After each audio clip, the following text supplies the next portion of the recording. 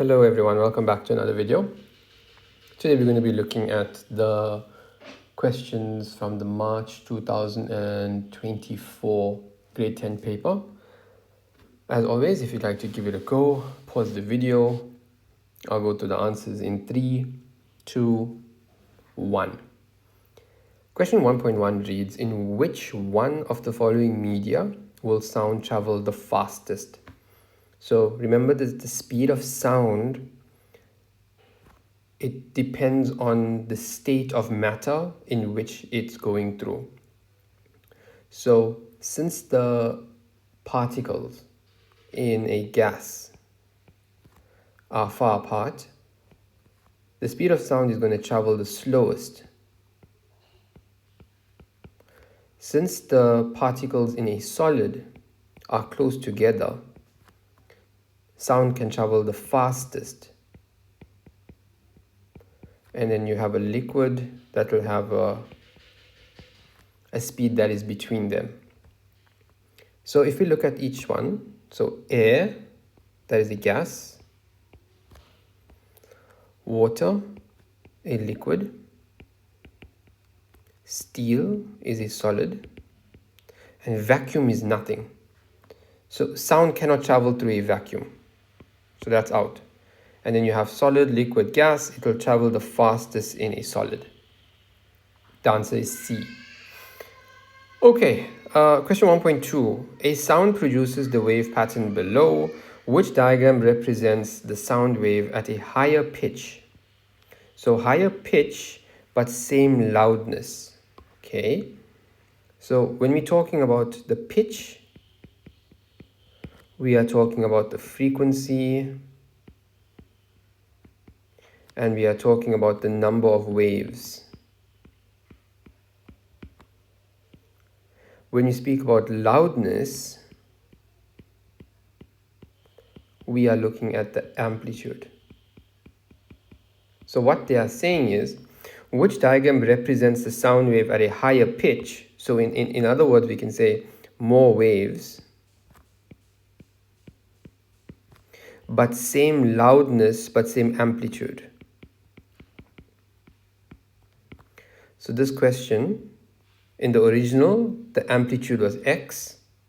If you look at A, the amplitude has changed, so A is out.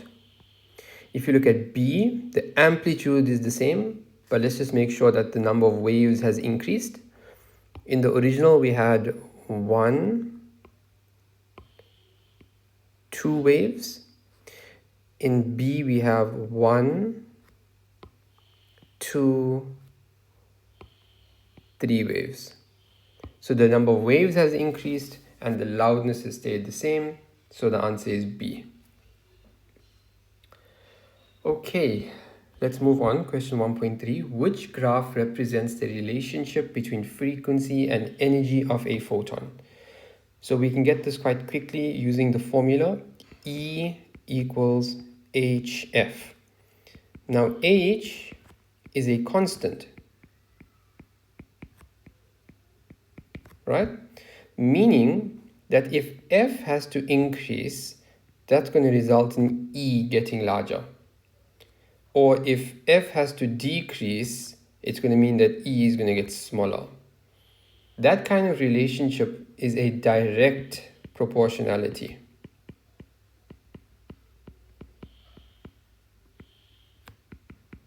And the graph that represents direct proportionality is C. Okay. Question 2. Two transverse pulses A and B approach point P in the same medium. B is traveling to the left and has an amplitude 3 times larger than that of pulse A. Both pulses have a wavelength of 5 centimeters. The pulses experience destructive interference at point P, where they form a trough with an amplitude of 6 centimeters. Okay. So let's draw a quick diagram here. Let's say that is point P. B is traveling to the left. So in this case, we have an option now. The choice is, do we draw B like this, going to the left, or do we draw it going down like this? And the clue here is that there's two things we need to look for. First one is that it tells us that B has a larger amplitude. It's larger, right? And you get a resulting trough, and you get destructive interference. Okay, and what destructive interference means? Destructive interference is a type of interference that occurs when you have a crest and a trough overlapping. Right? Let us do an example, you can understand it. Suppose you have a crest like this with an amplitude of 3 centimeters, and you have a trough here of an amplitude of 4 centimeters. When these two meet, let's call that point X, you will get destructive interference. Destructive interference is basically you're going to subtract these two values, 4 minus 3. That means you're going to get a resulting trough of 1 centimeter. Right? So this is what we call destructive interference. Now, since they tell us that B is larger and the result is a trough, it means that B must be a trough. So this would be B, and it has an amplitude that is 3 times larger, so we will call this 3x. That means A must be moving here. That's A moving to the right with an amplitude of x. Okay, so we got our diagram that can help us. Name and set the principle used to determine the resulting amplitude of the pulse. That is called the superposition.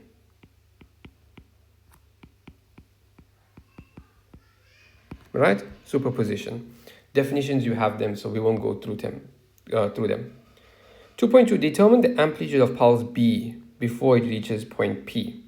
Okay, so we know that when they both meet, you're going to subtract the two, and they've given us the result. So at point P,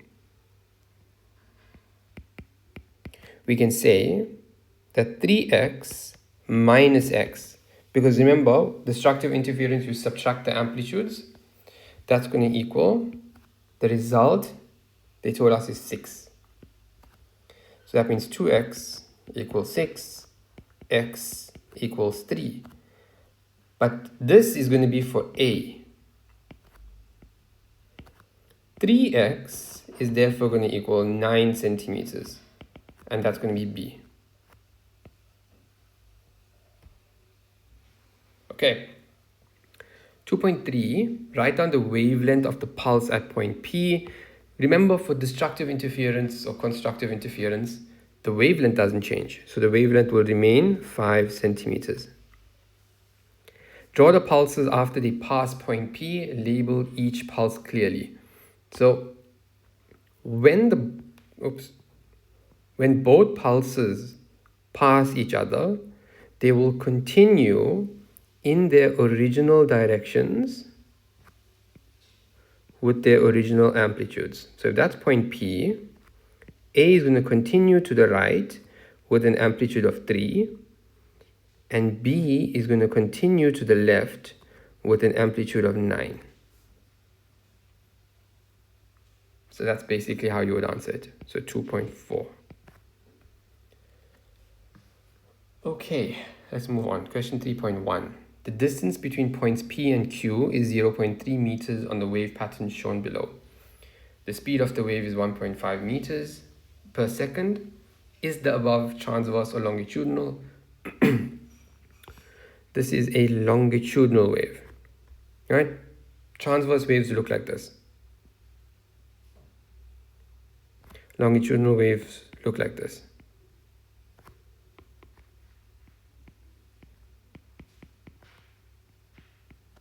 Something like that. 3.1.2, write down the name of the sections on the wave labeled R and S. So S is called a rarefaction because the particles are quite far apart. And R is called a compression because if you look at the lines are quite close together, but if you look at S, the lines are quite far apart. Okay, determine the wavelength of the wave. So for a longitudinal wave, say I had to draw just a quick sketch.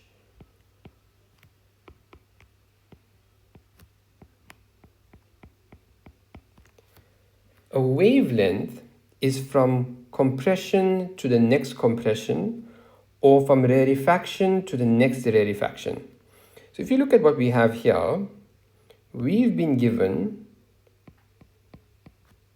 compression so it skips one and goes to the next one. So remember, wavelength is actually going to be, what is the distance from here to here? So the distance from there to there is going to equal the distance from there to there. So all we need to do is divide it by 2.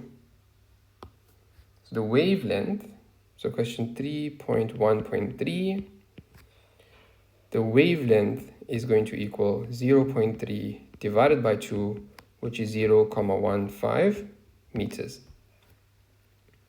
3.1.4, determine the period of the wave.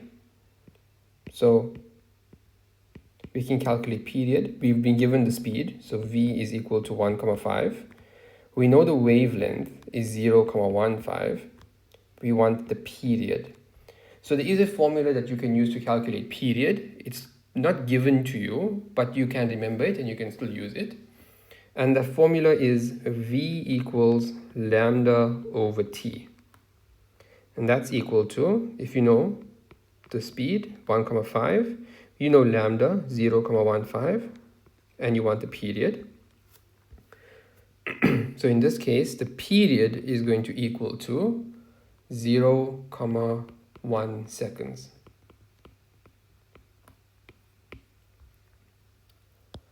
Okay, let's move on.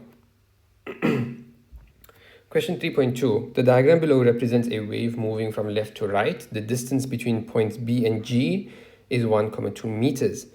2 complete waves pass point B every second. So 2 waves passes the point every second. So that is basically the frequency. Frequency is the number of waves in a second. So the frequency is 2 hertz. Write down the amplitude of the wave. Okay, so remember, amplitude is actually from here to the top or from there to the bottom. So amplitude, you're going to say 0.2 divided by 2, 0.1 meters. Identify a point that is in phase with point C. Remember, points that are in phase are separated by a whole number multiple of waves. So for example, point C would be in phase with point F because they're separated by one wave. So if I had to draw this, that's one wave. So C and F are in phase. Define frequency. You have frequency, so these definitions, you have them, so we won't go through them now. Calculate 3.2.4, the time taken for the wave to move from B to G. Okay. From B to G. So let's figure out how many waves that is. So B, so this is going to be half a wave. Actually, that's a quarter of a wave. This is a quarter. This is half. This is another half. And that is a quarter. So that's actually 1.5. So from B to G is 1.5 waves. Okay, so let's write it out. So 3.2.4 from B to G is 1.5 waves, right? And since we know the frequency, we can work out the period. And period is the time for one wave. So let's work that out. Period equals 1 over frequency, which is 1 over 2. That's 0.5 seconds. So 0.5 seconds for one wave. That means 0.5 times 1.5, and that's equal to 0.75 seconds to go from B to G. Okay, question 3.2.5, calculate the speed of the wave. So 3.2.5, if you want to work out the speed, V equals F times lambda. We know F is 2, we know lambda. Do we know lambda? I think we don't. Do we know lambda? No, we don't know lambda. We actually have to work out the lambda. So lambda here is going to be, well, no. Okay, I'll show you two ways to do this, right? So the first option would be to work out lambda. So if you have to consider from B to G, let me show you this way. From B to G, we said is 1.5 waves. And they told us that that is 1.2 meters. So in other words, we can say 1.2 meters is equal to 1.5 waves. But remember, lambda is one wave. So one wave will equal x. Now we can cross multiply, right? So 1.5x equals 1.2, x equals 1.2 divided by 1.5, and that would give us 0.8. So once we have the wavelength, we can say 2 times 0.8, and that's going to give us 1.6 meters per second. And the other way that you can do this, so or, since we know the distance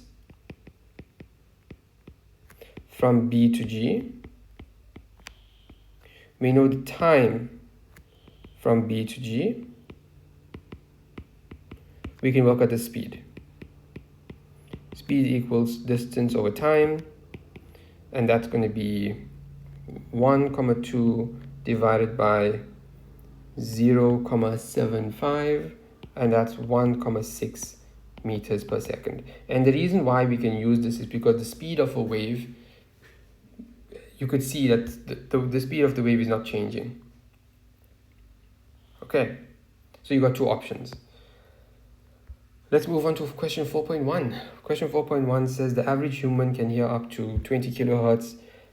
20 kilohertz. Bats can detect frequencies up to 200. They emit high frequency waves and detect the echo. A bat flying at constant velocity 3 meters per second east emits a sound wave when it is x meters away from a wall. The sound bounces off the wall and the bat detects the echo 2 seconds later. During this 2-second interval, the bat continues flying east, covering a distance of 6 meters. Take the speed of sound in air as 340 meters per second. Define echo. Okay, so you have echo definitions 4.1.2, determine the initial distance x between the bat and the wall. All right, let's draw a diagram. So let's say that this is the bat and here's the wall. So when the bat is x meters away from the wall, it sends out this echo. It sends out that sound, right? And the bat then travels a distance of 6 meters, and it is now some distance away from the wall. We can call that x minus 6, right?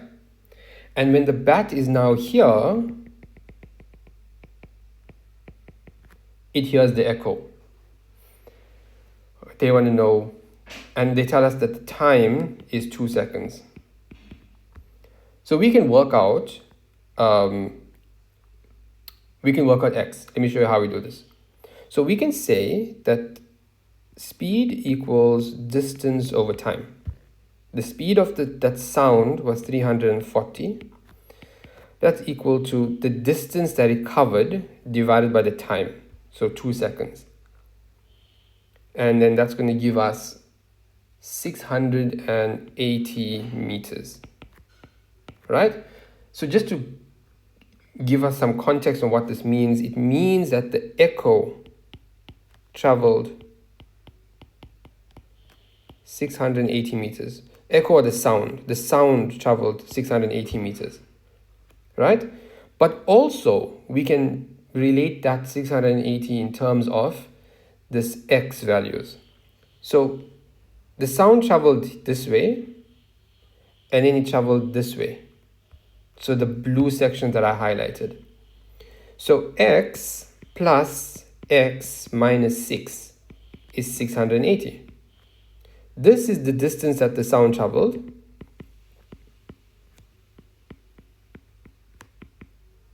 And they represent the same quantity. So now we can solve for x. So 2x equals 686, x equals 343 meters. That's the answer. Okay, let's move on. The wavelength of the sound wave emitted by the bat is 7.56 times 10 to the minus 3 meters. Use suitable calculations to determine whether a human ear will be able to hear the sound. So we can say V equals F times lambda. So this is question 4.1.3. Right, so what we want to do is we want to solve for frequency. And if the frequency is above 20,000, then the person cannot hear it. So we know the speed is 340. They've given us the wavelength, 7.56 times 10 to the minus 3. You solve for frequency, you get a value of 44,973.5 hertz. This is greater than 20 kilohertz or 20,000 hertz. Therefore, the human cannot hear. A human cannot hear the sound.